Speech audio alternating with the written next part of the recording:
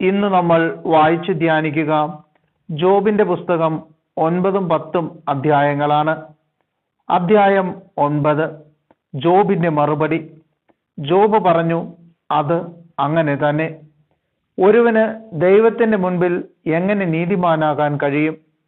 ഒരുവൻ അവിടത്തോട് വാഗ്വാദത്തിൽ ഏർപ്പെട്ടാൽ 1000-ൽ 1 തവണ പോലും അവിടത്തോട് ഉത്തരം പറയാൻ കഴിയുകയില്ല.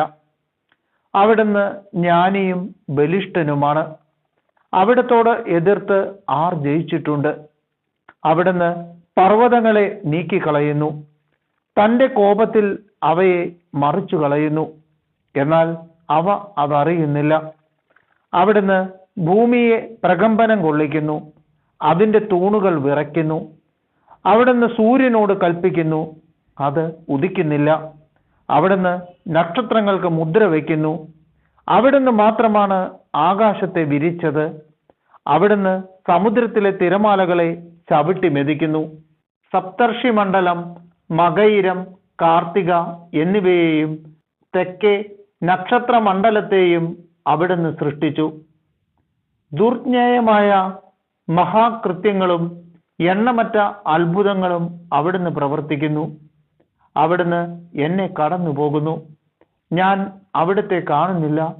അവിടുന്ന് നടന്നു നീങ്ങുന്നു, ഞാൻ അവിടുത്തെ അറിയുന്നില്ല.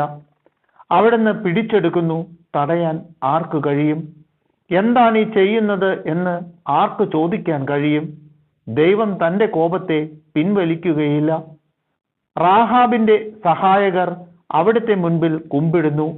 അപ്പോൾ അവിടത്തോട് ഉത്തരം പറയാൻ എനിക്ക് എങ്ങനെ വാക്ക് കിട്ടും? ഞാൻ നീതിമാനായിരുന്നാലും അവിടത്തോട് മറുപടി പറയാൻ എനിക്ക് കഴിയുകയില്ല. എന്നെ കുറ്റം വിധിക്കുന്ന അവിടുത്തെ കരുണയ്ക്ക് വേണ്ടി ഞാൻ യാചിക്കണം. ഞാൻ വിളിച്ചപേക്ഷിച്ചിട്ട് അവിടുന്ന് ഉത്തരമരുളിയാലും അവിടുന്ന് എൻ്റെ ശബ്ദം ശ്രവിക്കുകയായിരുന്നുവെന്ന് ഞാൻ വിശ്വസിക്കുകയില്ല. എന്തെന്നാൽ കൊടുങ്കാറ്റയച്ച് അവിടുന്ന് എന്നെ തകർക്കുന്നു, അകാരണമായി എൻ്റെ മുറിവുകൾ വർദ്ധിപ്പിക്കുന്നു. ശ്വസിക്കാൻ പോലും അവിടുന്ന് എന്നെ അനുവദിക്കുന്നില്ല. തിക്താനുഭവങ്ങൾ കൊണ്ട് അവിടുന്ന് എന്നെ നിറയ്ക്കുന്നു. ഇതൊരു ബലപരീക്ഷണമാണെങ്കിൽ അവിടുന്ന് തന്നെ വിജയിക്കും. ഇത് നീതിയുടെ കാര്യമാണെങ്കിൽ എൻ്റെ ന്യായവാദം കേൾക്കാൻ ആർ അവിടുത്തെ വിളിച്ചു വരുത്തും? ഞാൻ നിഷ്കളങ്കനായിരുന്നാലും എൻ്റെ വാ തന്നെ എന്നെ കുറ്റം വിധിക്കും. ഞാൻ കുറ്റമറ്റവനാണെങ്കിലും അവിടുന്ന് എന്നെ കുറ്റക്കാരനായി തെളിയിക്കും. ഞാൻ നിഷ്കളങ്കനാണ്, ഞാൻ എന്നെ തന്നെ പരിഗണിക്കുന്നില്ല. ഞാൻ എൻ്റെ ജീവനെ വെറുക്കുന്നു, എല്ലാം ഒന്നുപോലെയാണ്. അതിനാൽ ഞാൻ പറയുന്നു, അവിടുന്ന് നിഷ്കളങ്കനെയും ദുഷ്ടനെയും ഒന്നുപോലെ നശിപ്പിക്കുന്നു. അനർത്ഥം അപ്രതീക്ഷിതമായ മരണത്തിന് കാരണമാകുമ്പോൾ അവിടുന്ന് നീതിമാനുണ്ടായ വിപത്തിൽ പരിഹസിച്ചു ചിരിക്കുന്നു. ഭൂമി ദുഷ്ടന്റെ കൈകളിൽ ഏൽപ്പിക്കപ്പെട്ടിരിക്കുന്നു. ന്യായാധിപന്മാരുടെ മുഖം അവിടുന്ന് മൂടിക്കളയുന്നു. അവിടുന്നല്ലെങ്കിൽ മറ്റാരാണ് ഇത് ചെയ്തത്? എൻ്റെ ദിനങ്ങൾ ഓട്ടക്കാരനേക്കാൾ വേഗത്തിൽ പായുന്നു, അവ പറന്നു പോകുന്നു, ഒരു നന്മയും കാണുന്നില്ല. ഈറ്റ കൊണ്ടുള്ള ഓടിവള്ളം പോലെയും ഇരയെ റാഞ്ചുന്ന കഴുകനെ പോലെയും അവ കടന്നു പോകുന്നു. പരാതി മറന്ന് വിഷാദഭാവം അകറ്റി പ്രസന്നതയോടെ ഇരിക്കുമെന്ന് ഞാൻ പറഞ്ഞാൽ അങ്ങ് എന്നെ നിർദോഷനായി എണ്ണുകയില്ലെന്ന് അറിഞ്ഞ് ഞാൻ എൻ്റെ എല്ലാ ദുരിതങ്ങളെയും ഭയപ്പെടുന്നു. ഞാൻ കുറ്റക്കാരനായി വിധിക്കപ്പെടും. പിന്നെന്തിന് ഞാൻ നിഷ്ഫലമായി പ്രയത്നിക്കുന്നു? ഞാൻ മഞ്ഞുകൊണ്ട് എന്നെ കഴുകിയാലും എൻ്റെ കരങ്ങൾക്ക് ക്ഷാരശുദ്ധി വരുത്തിയാലും അങ്ങ് എന്നെ ചെളിക്കുഴിയിൽ മുക്കും. എൻ്റെ വസ്ത്രങ്ങൾ പോലും എന്നെ വെറുക്കും. ഞാൻ അവിടത്തോട് മറുപടി പറയേണ്ടതിനും ഒരുമിച്ച് ന്യായവിസ്താരത്തിന് വരുന്നതിനും അവിടുന്ന് എന്നെപ്പോലെ മനുഷ്യൻ അല്ലല്ലോ. നമ്മൾ ഇരുവരെയും നിയന്ത്രിക്കാൻ കെൽപ്പുള്ള ഒരു മധ്യസ്ഥൻ നമ്മൾക്കില്ലല്ലോ. അവിടുന്ന് ശിക്ഷാദണ്ഡ് എന്നിൽ നിന്ന് നീക്കിക്കളയട്ടെ. അവിടത്തെക്കുറിച്ചുള്ള ഭീതി എന്നെ ഭയപ്പെടുത്താതിരിക്കട്ടെ. അപ്പോൾ അവിടത്തെക്കുറിച്ചുള്ള ഭയം കൂടാതെ ഞാൻ സംസാരിക്കും. എന്നാൽ എൻ്റെ സ്ഥിതി അതല്ല. അധ്യായം 10. എൻ്റെ ജീവിതത്തെ ഞാൻ വെറുക്കുന്നു. എൻ്റെ പരാതികൾ ഞാൻ ഉച്ചത്തിൽ വിളിച്ചു പറയും. എൻ്റെ മനോവ്യതയിൽ നിന്ന് ഞാൻ സംസാരിക്കും. എന്നെ കുറ്റം വിധിക്കരുതെന്നും എന്നെ എതിർക്കാൻ കാരണമെന്തെന്ന് അറിയിക്കണമെന്നും ഞാൻ ദൈവത്തോട് പറയും. അങ്ങയുടെ സൃഷ്ടികളെ പീഡിപ്പിക്കുന്നതും നിന്ദിക്കുന്നതും ദുഷ്ടന്റെ പദ്ധതികളെ അനുകൂലിക്കുന്നതും അങ്ങേക്ക് യോജിച്ചതാണോ?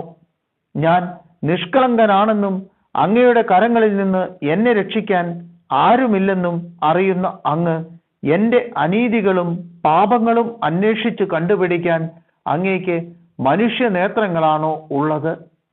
മനുഷ്യൻ കാണുന്നത് പോലെയാണോ അങ്ങ് ദർശിക്കുന്നത്? അങ്ങയുടെ ദിനങ്ങളും വർഷങ്ങളും മനുഷ്യൻ്റേതുപോലെയാണോ? അങ്ങയുടെ കരങ്ങൾ എനിക്ക് രൂപം നൽകി എന്നെ സൃഷ്ടിച്ചു. എന്നാൽ ഇപ്പോൾ അങ്ങ് എനിക്കെതിരെ തിരിഞ്ഞ് എന്നെ നശിപ്പിക്കുന്നു. കളിമണ്ണ് കൊണ്ടാണ് അങ്ങ് എന്നെ സൃഷ്ടിച്ചതെന്ന് അനുസ്മരിക്കണമേ. പൊടിയിലേക്ക് തന്നെ അങ്ങ് എന്നെ തിരിച്ചയക്കുമോ? അങ്ങ് എന്നെ പാലുപോലെ പകർന്ന് തൈര് പോലെ ഉറകൂട്ടിയില്ലേ? അങ്ങ് ചർമ്മവും മാംസവും കൊണ്ട് എന്നെ ആവരണം ചെയ്തു. അസ്ഥിയും സ്നായുക്കളും കൊണ്ട് എന്നെ തുന്നിച്ചേർത്തു. അങ്ങ് എന്നിൽ ജീവനും ഗാഢമായ സ്നേഹവും നിക്ഷേപിച്ചു. അങ്ങയുടെ പരിപാലന എൻ്റെ ആത്മാവിനെ സംരക്ഷിച്ചു. എന്നിട്ടും ഇവയെല്ലാം അങ്ങ് ഹൃദയത്തിൽ മറച്ചു വെച്ചിരുന്നു. അങ്ങയുടെ ഉദ്ദേശം ഇതായിരുന്നു എന്ന് ഞാൻ മനസ്സിലാക്കുന്നു. ഞാൻ പാപം ചെയ്താൽ അങ്ങ് എന്നെ ശ്രദ്ധിക്കുന്നു. എൻ്റെ അതിക്രമങ്ങൾക്ക് എന്നെ ശിക്ഷിക്കാതെ വിടുന്നുമില്ല. ഞാൻ ദുഷ്ടനാണെങ്കിൽ എനിക്ക് ദുരിതം. ഞാൻ നീതിമാനാണെങ്കിൽ എനിക്ക് ശിരസ്സുയർത്താൻ സാധിക്കുന്നില്ല. അവമാനബോധത്തോടെ ഞാൻ എൻ്റെ പീഡകളെ കാണുന്നു. ഞാൻ ശിരസ്സുയർത്തിയാൽ സിംഹത്തെ പോലെ അങ്ങ് എന്നെ വേട്ടയാടും. വീണ്ടും അങ്ങ് എനിക്കെതിരായി അത്ഭുതങ്ങൾ പ്രവർത്തിക്കും. എനിക്കെതിരെ അങ്ങ് പുതിയ സാക്ഷികളെ അവതരിപ്പിക്കും. എൻ്റെ നേർക്കുള്ള പീഡനങ്ങൾ അങ്ങ് വർദ്ധിപ്പിക്കും. പുതിയ സൈന്യനിരയെ അങ്ങ് എനിക്കെതിരെ അണിനിരത്തും. അമ്മയുടെ ഉദരത്തിൽ നിന്ന് എന്തിന് അങ്ങ് എന്നെ പുറത്തു കൊണ്ടുവന്നു? ജന്മം ലഭിക്കാത്തവനെ പോലെ അമ്മയുടെ ഉദരത്തിൽ നിന്ന് എന്നെ ശവക്കുഴിയിലേക്ക് കൊണ്ടുപോയിരുന്നെങ്കിൽ, ആരും എന്നെ കാണുന്നതിനു മുൻപ് ഞാൻ മരിച്ചിരുന്നെങ്കിൽ, അന്ധകാരാവൃതമായ സ്ഥലത്തേക്ക് പ്രകാശം തമസ്സു പോലെ ഇരിക്കുന്ന അന്ധകാരത്തിൻ്റെയും ശൂന്യതയുടെയും ദേശത്തേക്ക് ഒരിക്കലും മടങ്ങി വരാത്ത വിധം ഞാൻ പോകുന്നതിനു മുമ്പ് എന്നെ ഏകനായി വിടുക. ഞാൻ അല്പം ആശ്വാസം കണ്ടെത്തട്ടെ. എൻ്റെ ജീവിതകാലം ഹ്രസ്വമല്ലേ?